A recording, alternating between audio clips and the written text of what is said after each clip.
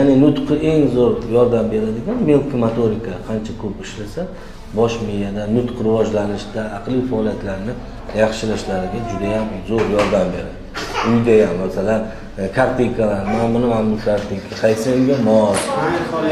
Mana bu narsa qo'yadigan katta kichikligi bilan qaysi buni o'rniga. Xullas, miyani ishlashini yaxshilaydigan o'yin nimalarini qildirsangiz, bu darsdan tashqari zerikib qolmaydi. Banan qani banan? Ko'rsatchi banan qani? Qo'lingiz bilan ko'rsating. Qani banan? Mana banan. Uzum qani uzum? Ko'rsat qo'lingiz bilan. Qani uzum? Ko'rsat qo'ling bilan uzumni ko'rsatchi. Qani uzum? Bos ustiga uzumni.